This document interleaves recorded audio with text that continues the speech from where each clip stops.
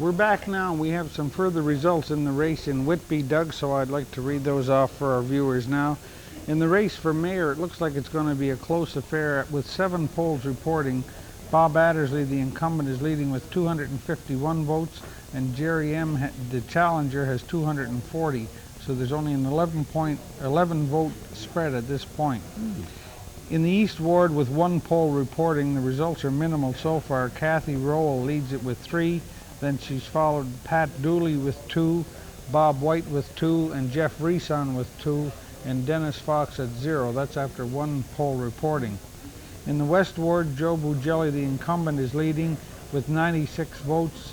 David Wall is running behind with 49. In the Center Ward, with 3 polls reporting, John Dolstra is leading with 43 votes. Linda Buffett is second with 38. Shirley Scott is third with 32, and then in order, Joan Skelton with 8, Glenn Konorowski with 8, and Jeff DeFinney with 2. In the North Ward, Ross Batten, the incumbent, seems to be having it all his own way, 120 votes to 52 for his challenger, Brian Wick. In the race for the 3 regional seats in Whitby, the leader at the moment is Joe Drummy's incumbent member of council, 307. Tom Edwards, an incumbent, is second with 304.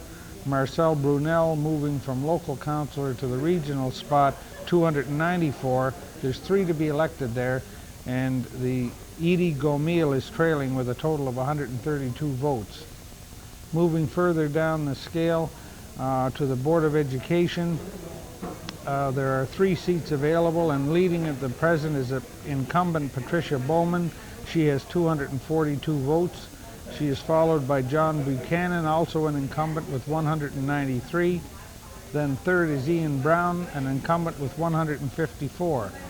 And lagging behind are their 3 challengers. Lloyd Wallen has 69, Mark Flewelling has 63, and Joe Butson has 39.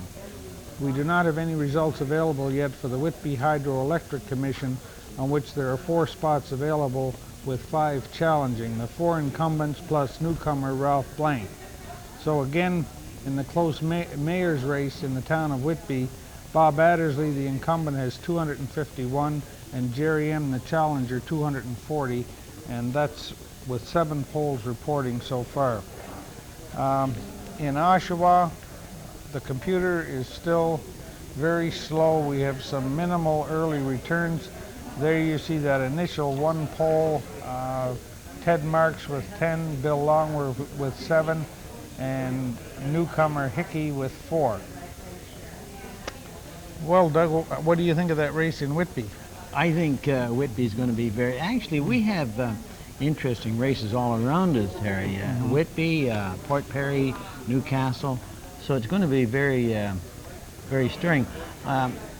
Why I would take an interest relating to these people at region, you get to know them and the individuals, and I guess the Whitby is about the tightest one there's going to be. This Jerry M. has got a lot of background, a lot of years, and Bob Addersley's got a lot of experience, so they're a close balance. Right. And now we're getting some preliminary results. There's the Durham Board of Education. Gary Kitchen with 11, Kathy O'Flynn with 10, Lloyd Clark with 9, Stephen Saywell with 9, Ruth Lafargo with 7, Audrey McLean with 7, and Don McElveen with 7. Now there are 7 people to be elected, and there's 15 candidates, so that's going to be quite a race before it's finished. Just previous to that, we had the results for the Oshawa PUC, and Dave Broadbent was leading the poll after a few early initial results.